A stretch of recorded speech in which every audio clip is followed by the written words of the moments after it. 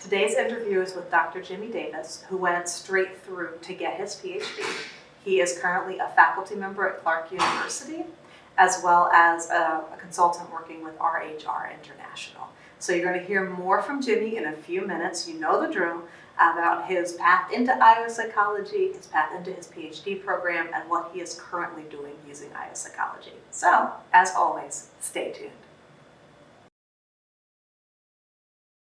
All right, so let's start out. Could you please tell us a little bit about who you are and how you got into IO psychology?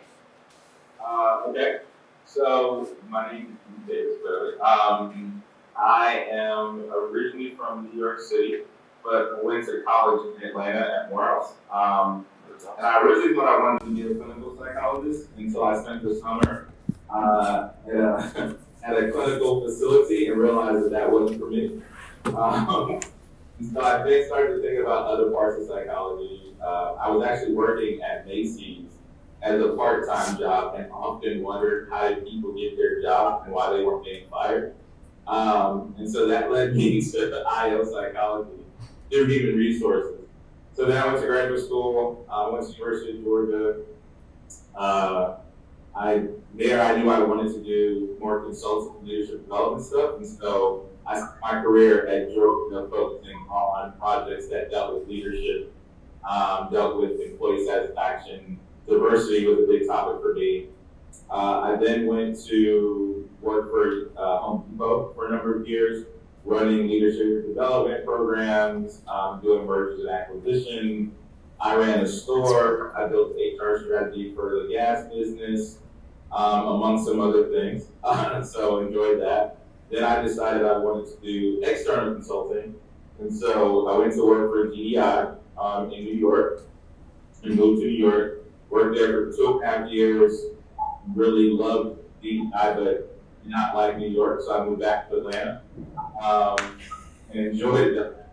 And did a numerous things, started my own company for a while, for some other larger companies, and then recently I joined our international last year with the executive bench sort of work. I also do executive coaching, and my career is a little different than most IOs because I'm in two worlds. I'm also a professor at Clark Atlanta at HBCU where I teach these concepts to young people to get them interested into this space, for them to have careers and understand that IO is something that they can do. I never took an IO class in undergrad until I was into graduate school, so I didn't know what this world was.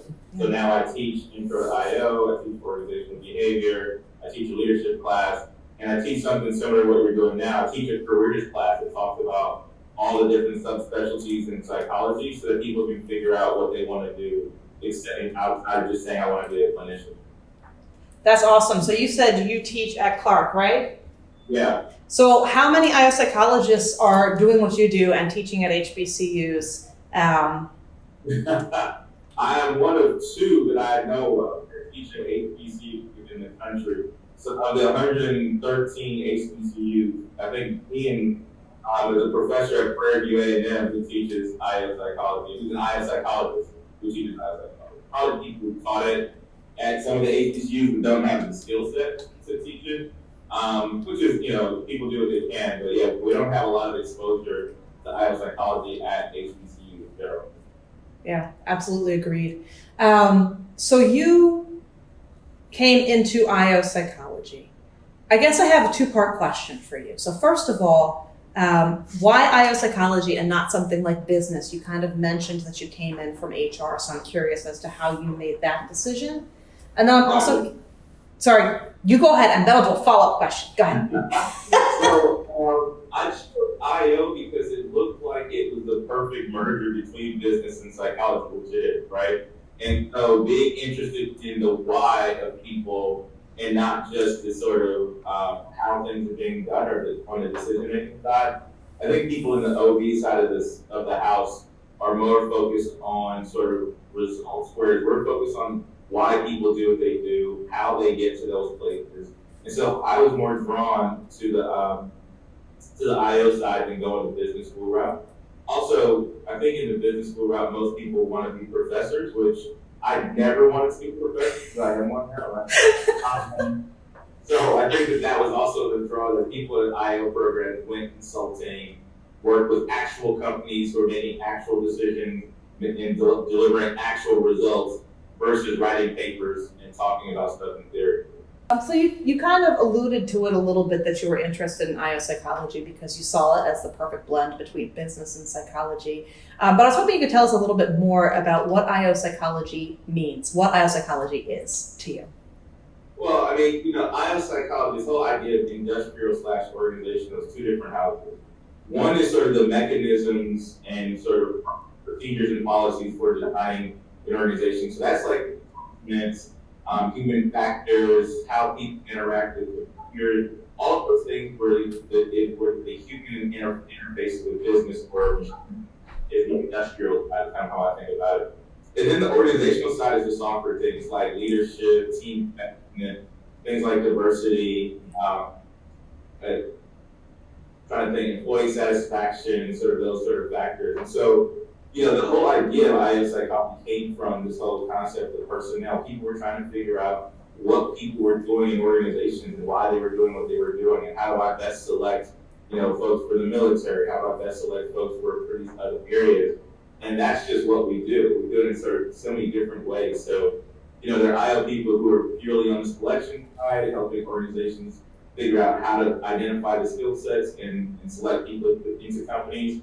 There are people like me who are more on the development side who take leaders and try to make them better or understand what you need from a leadership standpoint and how you develop it and grow it within your organization or organizational structure. Are you designed the right way to make your company most efficient and the like? And there are people still who just do pure testing and things like ETS or the GRE, which we can talk about how much we hate it. But there are people who design those things who are in that. And that's an IO degree as well. There are people who work with NASCAR to understand how humans interface with the cars to make sure that the gauges are in the right spaces for brain behavior issues. So there's such a bevy of what IO can cover that I always tell people if the person interacts with the business, then we can do something about it. Damn straight. All right. So, by the way, I will probably be coming back to you to talk about the GRE at another time because it's a different conversation. Because I agree. But speaking of the GRE, yeah, you could make a question for the SAT at one point. I agree. Yeah. Speaking of the GRE, which I know you had to take to get into graduate school, if I remember correctly, you went straight through a PhD, correct? You enrolled in a terminal PhD program. Yeah. Did you ever consider going to a master's program? Did you always know that you wanted a PhD? How did that work for you? So luckily for me, when I was at Morehouse, I worked for a mentor who I worked in her research lab as a freshman. And so I always knew that I was going to a doctoral program, to somebody's doctoral program. So, as you think about the elements that a doctoral program is looking at, you have your grades, you have your GRE scores, you have your letters of recommendation to say that you walk on water, and you have your research, right? And so I knew I was going to have all those things, so I didn't really consider, arrogantly, what I say nowadays, I never considered a master's program because I knew that, number one, I was talented, I was young, I was a black male, and so I was a unicorn when it comes to graduate school. So applying to PhD programs was just a thing to do. Nowadays, when I ask students, I tell them they need a mix of master's programs and full doctoral programs because you never know what schools are looking for and who you're competing against now. The competition is just stiffer than it was when I applied to school, 17 years ago. Yeah, I feel similarly about when I apply to school. I think about it and I'm like, okay, I see people today applying who have what I had at the time and having a harder time getting in. It's definitely the landscape has changed. It's harder to get into graduate school, especially IO being the fastest profession over the next 25 years, regardless of what you think about. There's just more people that are needed in that space than you have supply for, and these graduate programs aren't growing. And so that's why the need for a master's program is even more important because you don't need a PhD to do what we do. And there are programs that can produce people really quickly and with a lot of that just aren't prepared for that just yet, and we need to do that. Totally agreed. So you went to Georgia, you said? Yeah, I was University of Georgia. So how many schools did you apply to? How did you go about choosing those schools? I know it's been a minute, but like.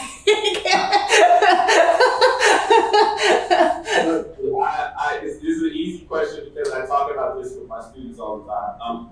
So what I did was, what I think is the right way of doing it, I'll talk about what I did, which I think is the right way. What I did was, I just researched programs who had people who I thought were doing good work, who seemed to be in places that I thought would be good. So I applied to University of Georgia, Virginia Tech, I applied to Yale, I applied to Illinois, and then I took my application back from Illinois because they required the GRE subject test, and I wasn't taking that.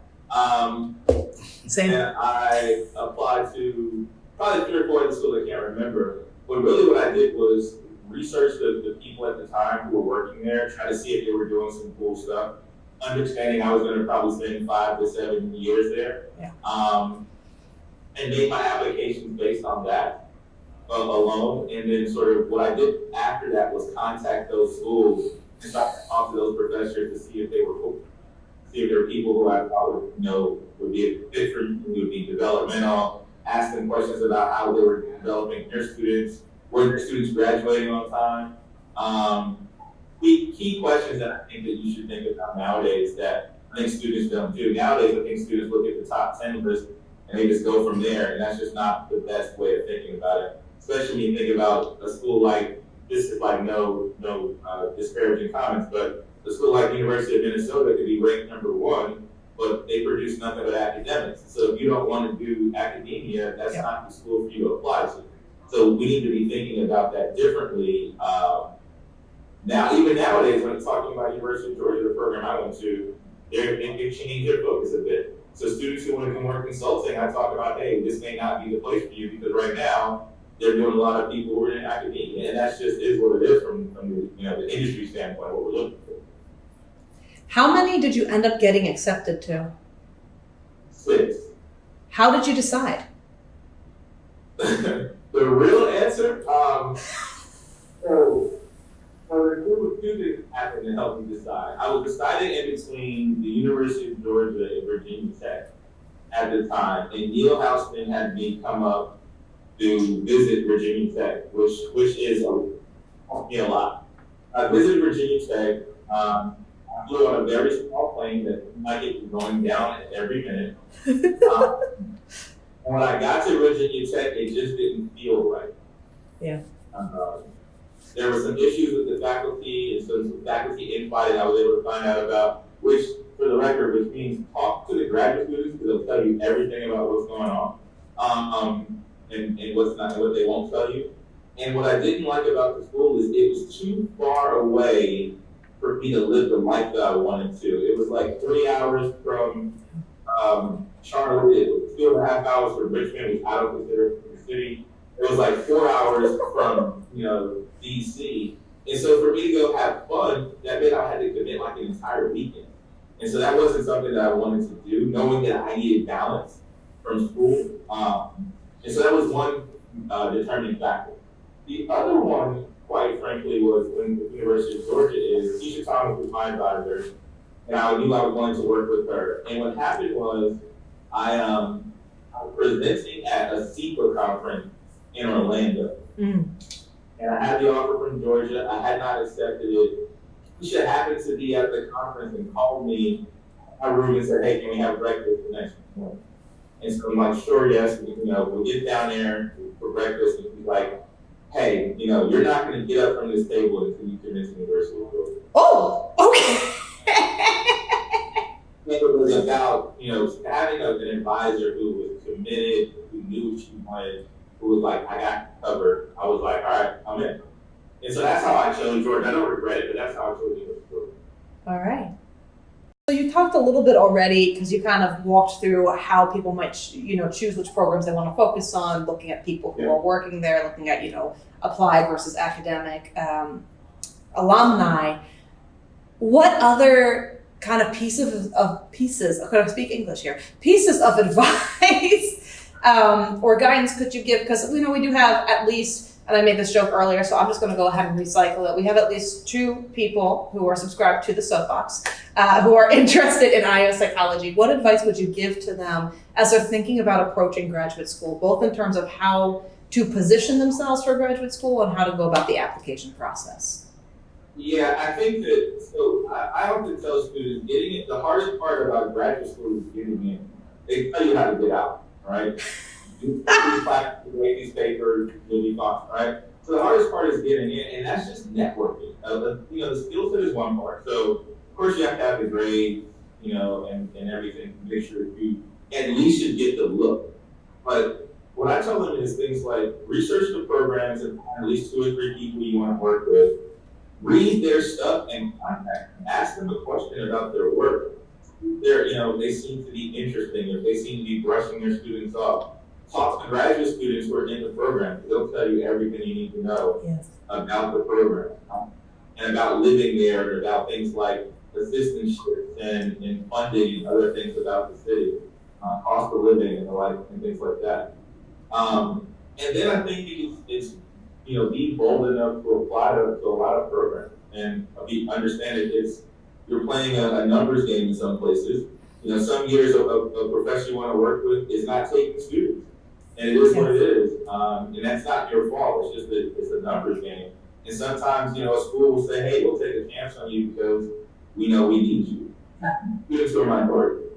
I think they have to be willing to take chances. I think oftentimes they think that if they don't have the high GPA or the high or whatever, or the high GRE score, it couldn't apply. It's not true. It's just not true. Regardless of the program, I know people who are clinical psychologists who didn't even break 1,000 in GRE when we took the GRE. So it's not about a test, but it's really about working. And I think it's like understand the cities that you're going to live in, understand what that may mean. The best programs are not in the sexiest cities, but it is what it is. It's just a small investment, 3, 4, 5, 6 years of what you want to do. So for me, I applied to University of Georgia, and I finished a master's and PhD in 4 years, right? Damn. Which was very aggressive. Yes. But it was because I wanted to get out of school. And other people in my class finished in 6 and 7 years, and it is what it is. It's not a competition per se, but it's more about, are you focused? Do you know what you want to get? Or graduate school for some people is a grind, but if you treat it like a job, you'll get out on time. Awesome. Now, you do a couple of different things right now, kind of like you and I both live multiple lives, the consulting life and the academic life. So across your consulting and your academic life, how did getting a PhD in IO psychology help you do what you've done in your career? Early on, I think it gave me the instant credibility, right? I think it's that, and it was necessary. You have to think, when I got my PhD, I was 25 years old. So people didn't want to hear from you until you had the 3 letters behind your name. So I think early in my career, it helped out a lot to get you into the program. Nowadays, having the years of experience with it and doing so many different things for some really big companies, I probably don't even think about it as much as other people do, right? I think oftentimes because people leave with the fact that they have a PhD. I think those people have some issues they need to work out in therapy. But if you do good work, people find you, right? And I think that's the thing about it. If you do really good work, then you'll be in the right circle. But nowadays, it's more about what you've done. It's more about who you work with. I'm still sometimes wondering when we're doing assessment research, that doesn't even matter anymore because I've been doing it for long. And it's more about, what you're talking about, are you right? Do you get it right when you do it? Things of that nature. And then on the teaching side, it's fun because I'm close enough to the student's age where I understand and can resonate with them. And I think for you to say, wait, right, it's different to have a professor who actually is also doing what they're talking about versus a professor who's never done it. And we have a lot of professors in the field who can talk about it, they've never actually done it. It's not a hard thing to do because students nowadays want to know what's real. And this is a different generation of students who like, oh, okay, it sounds awesome. But if you've never done it, it's a hard thing to get that credibility. Then you can sort of walk in and use a client example, a real life example, or something you did yesterday that resonates to what's happening in the classroom today. Strictly speaking, Mm-hmm. what do you do right now professionally that you can't do with a master's degree? Ooh, it's a tough one. Technically nothing. I don't think. I think that someone with a master's degree could do. Actually, we just added someone on my team because it's going to be doing the same thing that I do and have a master's degree. They have years of experience and been doing it in some different places, but I don't think technically anything. I think the PhD gives you ultimate flexibility, right? Yeah. And that's what the advantage is of having. And if you want that, then pursue that. But if you know what you want to do, you don't have to have a PhD to do it in the IO space. You have a master's degree and do really well for yourself. And so, I spend my days assessing executive leaders to see if they should get roles to like CEO type roles. Wow. That takes some training, that takes some experience, it takes a couple other things. It didn't take a PhD to do it. I have one, thank God, and maybe there's a difference in pay scale for that, but I think that skill-wise, it's probably not different. Teaching undergraduate students, you just need one degree above. And so that's probably another place where I'm like, yeah, you don't really need one. But does it sound cool to be called doctor versus professor? I guess I don't know. That's way cool. That's real talk. It is. I don't really know that. I would say nothing. And I'll tell people, you don't get a PhD if you don't need it. And, it's a lot of schooling, it's a lot of extra work. Now, probably when we were going to school, it was PhD or bust. But there are a lot of people at IO who do really well with master's level degrees who you really even couldn't tell after years of experience that they didn't have them. So that's just a matter of what shows up on your email. But yeah, I don't think there's nothing that I do currently that someone who didn't have a PhD couldn't do with some exposure, training, give experience, those kind of things. There's nothing I learned in graduate school for my doctorate that changes anything. All right. I've loved your story so far. So even though this is technically not really a question, I would love to hear one or two of your favorite stories about IOE work that you have done. Anything. Oh, easiest one. I got kicked out of gas stations for 6 months.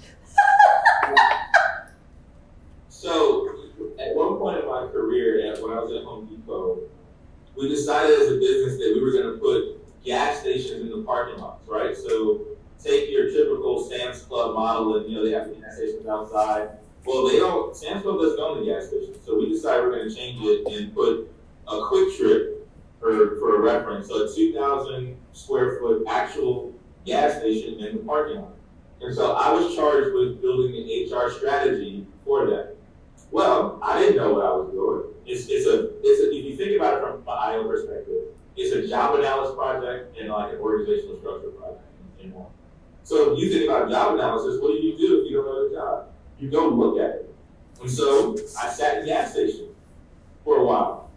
And then our competitors found out that we were doing it, like BP, Texaco and stuff. And so my picture was up in the gas stations in my neighborhood because I was sitting in the parking lot for hours just to understand the labor model. When are they busiest? How many people do they have working in the stores? And stuff like that. And so, yeah, I got kicked out of gas stations for a while on IO-related projects. But we got the project done. There are like 7 of them in Tennessee. So I get excited every time I see them. That's awesome. That's also some really in-depth site observation work. So that's awesome. Trying to be like you now. That's IO-related. I got put on the no-fly list one time. So I was doing executive coaching for a railroad company. And so what I was doing is I was coaching these leaders who were running the regions in the rail system. So I would fly and then get train with the guy and watch him on the train. And so I remember I flew from Atlanta to Chicago. I got a train in Chicago and went to Detroit.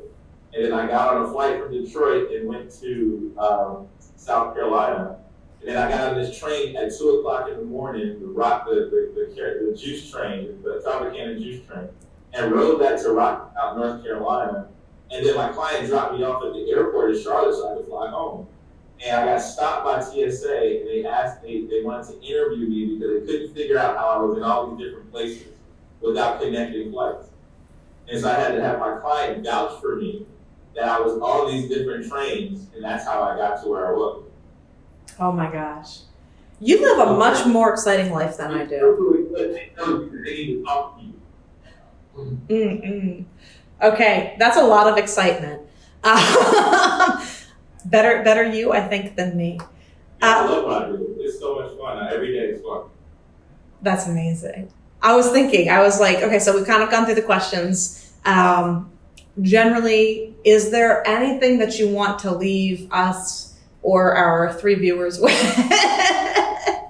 I think for people who are interested in IO, they get caught up in the finances of it, and that's, the compensation, some of that stuff, which is a thing to think about. I don't want to let say that that's not important. But it's really, what everyone said is so true. If you find what you really love, the money will always take care of itself, right? Yes. If that's teaching, if that's consulting, if that's the blend that I do between the two, I never really worry about the finances of it. I worry about if I'm going to like the project. And if you're not going to like it, you're not going to be passionate about it, then therefore it's not going to be fun for you to do, and you won't do your job. And so oftentimes students who are thinking about programs in psychology, they get told that, unless you're going to be a clinician, you're not going to make any money. Right. But IO doesn't have that problem. And so we don't think that, if you think about it from that standpoint, we need more IO people than any other form of psychology possible right now. I agree. So you would be in a job that they need you, a job that is, I'm going to say this, you can edit it out, a job that is mostly common sense. With their judgment, right? But it can be a lot of fun. Think about the things that you tell your clients. Most of the time, you're not telling them rocket science. This ain't neuropaths. It's like, hey, that's a bad idea as a leader. You yell at this person. You shouldn't communicate that way. You probably have some sexism issues in your background. This is not stuff that is new. It's just the fact that we have an eye for a particular way of looking at people. And we can call out things that other people probably would be able to say if they have the same credibility. So that's a really powerful close. Jimmy, thank you so much for suffering through technical difficulties to be with us here today. Thank you.